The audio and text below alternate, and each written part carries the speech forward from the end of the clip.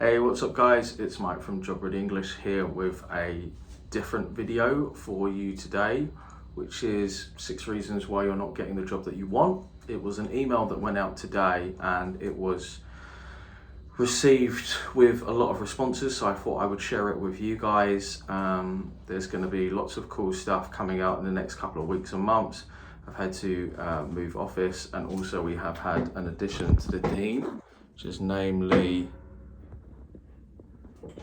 the dog. So the dog doesn't really do anything. Not really it's not an economically valuable asset, but she's super cute though, and I like her. So I sent out this email, and I'm going to sort of read a little bit of it to you and also jam a little bit with you, because I recently stopped doing one-to-one coaching. So I used to do premium coaching where I'd coach someone from zero to job, and after 10 years I've kind of just stopped doing that, and I'm going to be releasing a lot more content and behind the scenes stuff, just because, you know, I can basically. And first of all, real talk, like if you're really serious about getting a job, then you'll listen to what I have to say, because I've met tens of thousands of people. I've been watched by over 2 million people on YouTube, and I've had 10 years worth of skin on the game. We're dealing with international students who are notoriously, it's really hard to get a job in the UK. Home students, professionals in different countries. And these are kind of the 6 big things that I've noticed and sort of picked out when I wrote out an email. And those 6 things are location, positioning, skills, volume, sensory acuity, time and resilience. For those of you who watch and love Alex Hormozi, you may also recognize some of the things are kind of, he has voiced so well and really helped to solidify this stuff in my mind as I was listening to his content. So let's go through them. Number 1, location. Are you in the right place or country?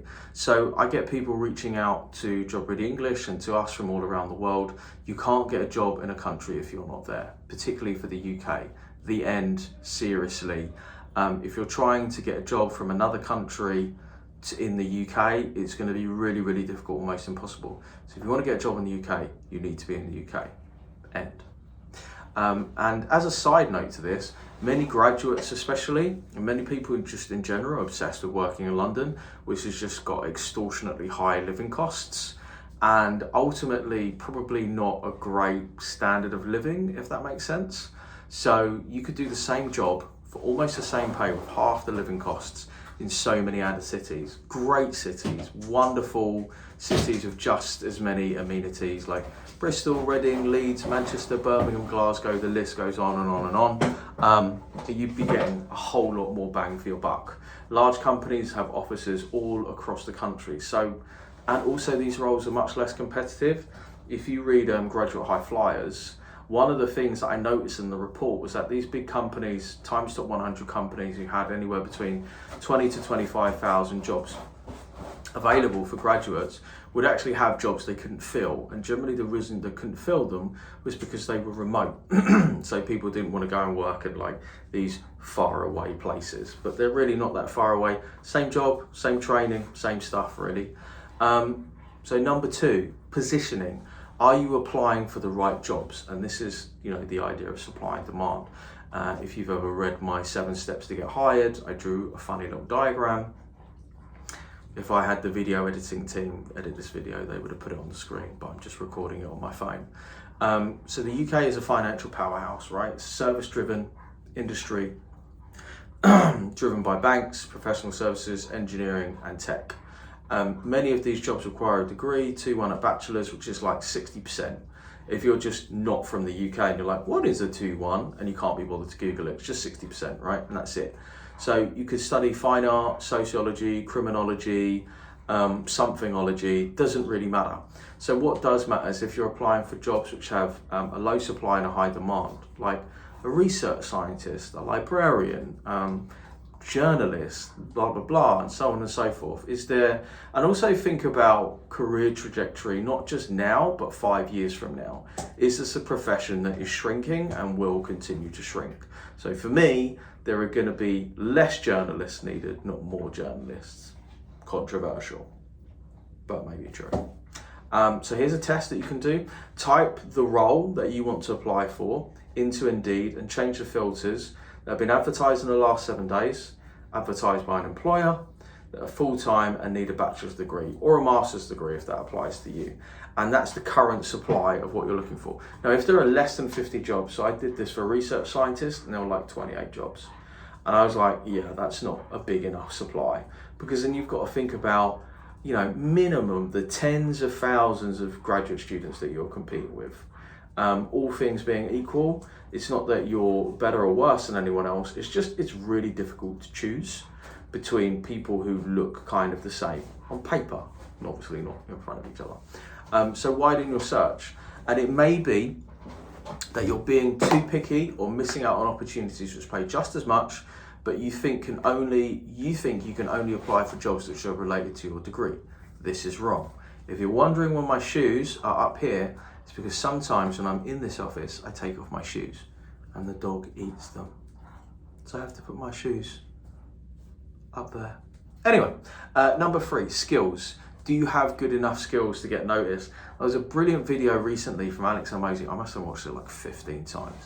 And he said, if you're broke, watch this video. And he talked about this idea of skills and volume, which is number 3 and number 4. And that kind of coalesced something which I have written about, and I probably have an ebook about it. But there are 5 basic skills you need to navigate the job hunting process. So once you learn them, you're unstoppable. You just go to reason number 4, which is volume, and keep adjusting your approach over time, which is actually reasons 4, 5, and 6. So these are the 5 skills: writing a CV that matches job descriptions, writing cover letters that actually get interviews, passing psychometric and online tests, passing interviews, passing assessment centres. Done. You don't have to learn them all now, so you don't have to learn them like right now. You could spend an hour or 2 learning them once you get to that stage. In all honesty, you could probably learn most of that stuff from the free content on the Job Ready English YouTube channel. That's all it takes. Because if you don't learn these skills, you're just guessing how to get a job, or you're following advice from random people on the internet, friends and family who at best just got themselves a job, right? So think about that.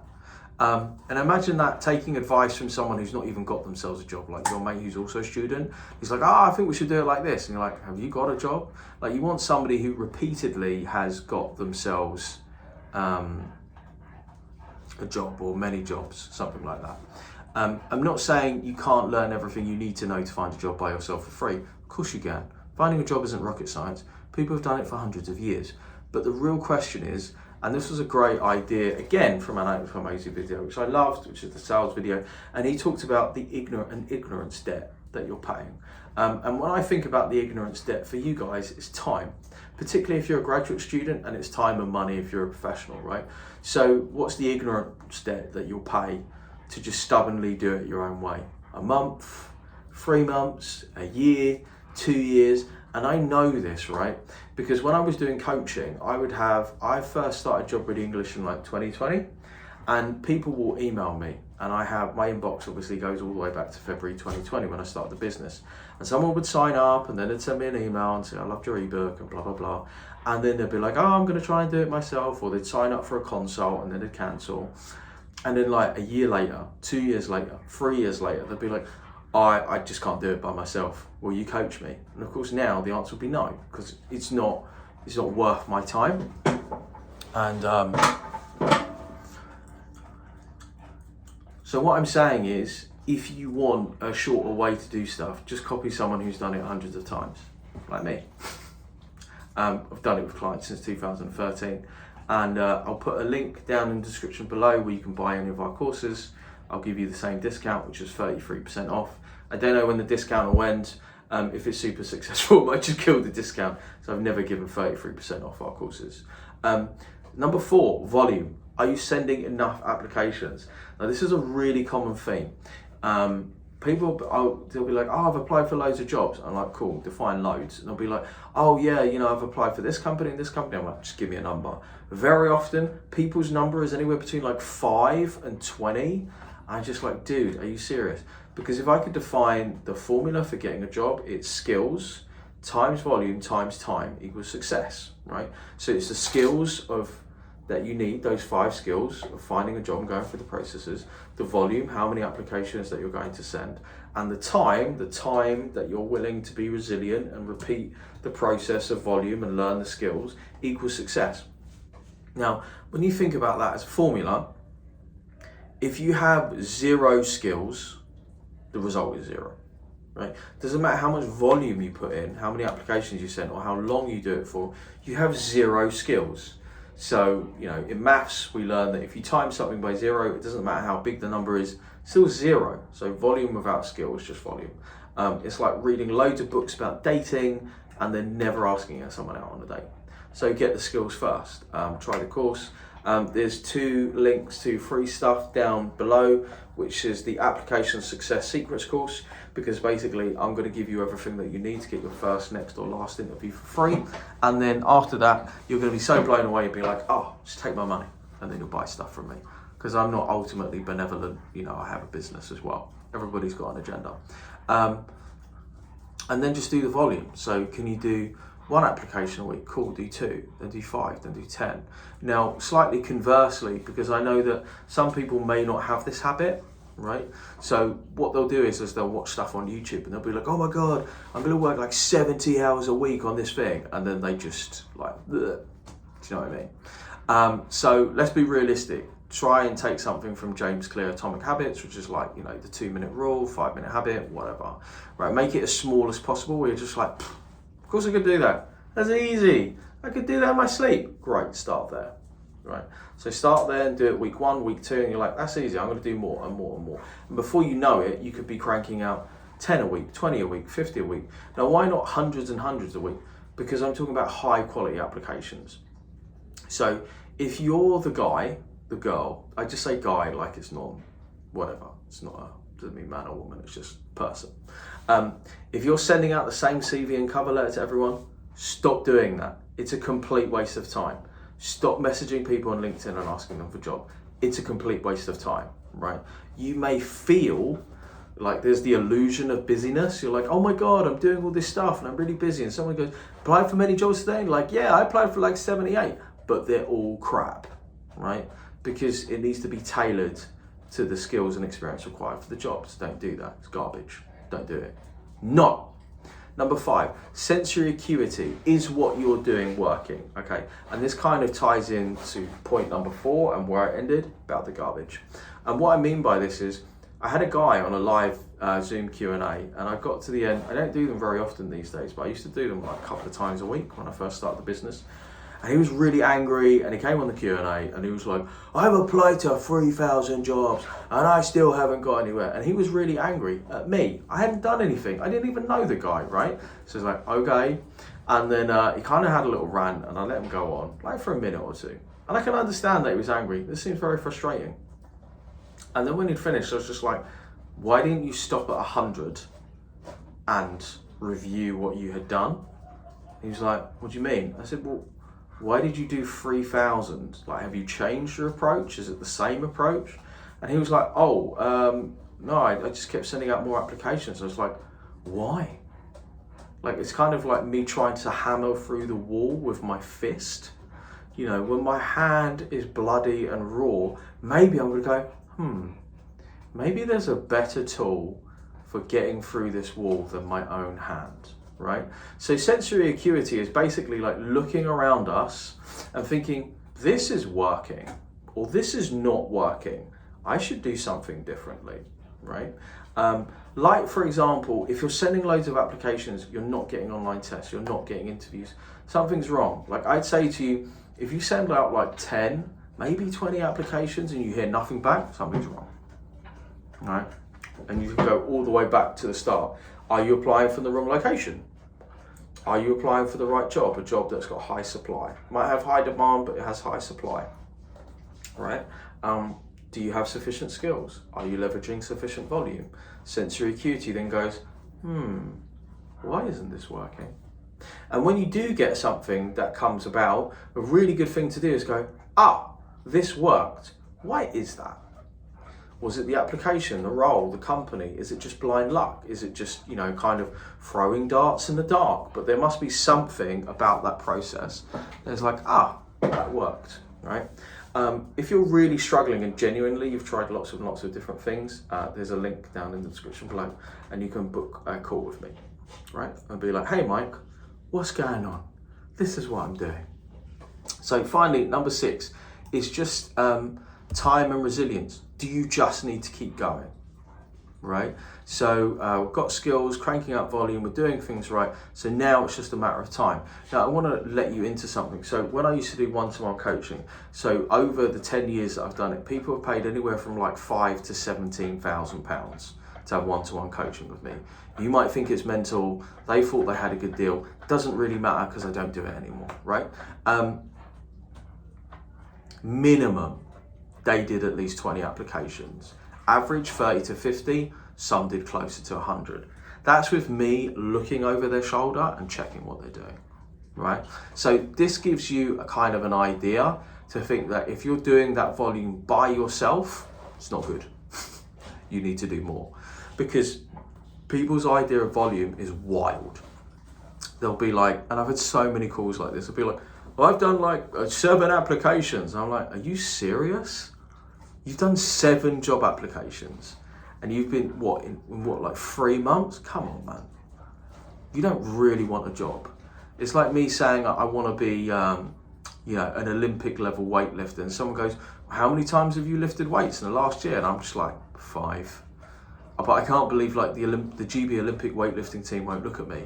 They're like, yeah, because you're a joke. You're an actual joke. Like, that's not serious. If you modelled an Olympic weightlifter and saw how many times they lift, that's the minimum. They're already an Olympic weightlifter. So they, by default, have probably trained even more than that to get to where they are now, or over a longer period of time. Now, if you do find yourself getting to the point, and you'll have days like this, where you're like, you literally just feel like crap. You want to smash your laptop, and you want to curl up into a ball under your duvet, or just get into the shower and just like cry and just like go down the tiles. It's time for a day off.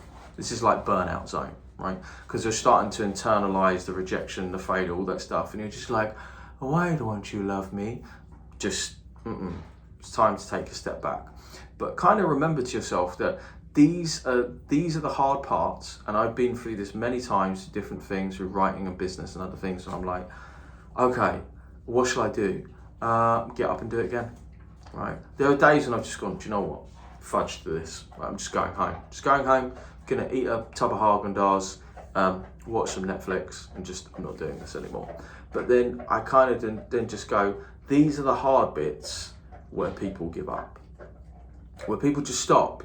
And then what will happen is you're going to end up either living a life which is shaped by your sheer will to succeed, or your failure to push through, right? That is kind of what's going to determine. And no one else is going to do it for you. Friends, family, loved ones, lovers, whatever. You know, they won't go, oh babe, don't worry, be all right. Right, go, all the better after a good night's sleep, do it again tomorrow. But then what's going to happen is that you're going to have to be the person who glues yourself back together and goes, let's go again. So bearing in mind, right, and there's a couple of, so if you haven't sent 50 applications, learnt the skills, done the volume, if it hasn't taken 3 months, because that's like a good average to do this whole process in 3 months, and gotten feedback, just need to work a bit harder. If you've done all those things, keep the faith, right? And that's the most important thing. So many times, and this is a really good kind of rule of thumb, sorry, not just a thumb. Rule of thumb, which is basically wherever you've gotten to, you can get to again, because finding a job is like playing a game, right? So you know how you play a game, and then you have like the tutorial, and then the easy levels, and it gets harder. And you get to the really hard bit, and then you're kind of like drunk, like that. Or maybe you were. I mean, maybe that's what I was doing when I was like 16, right? Now, if you get to the really hard level, say it's like interview assessment center level, and then you fail, you lose your life. You go back to the beginning, you fail for that company.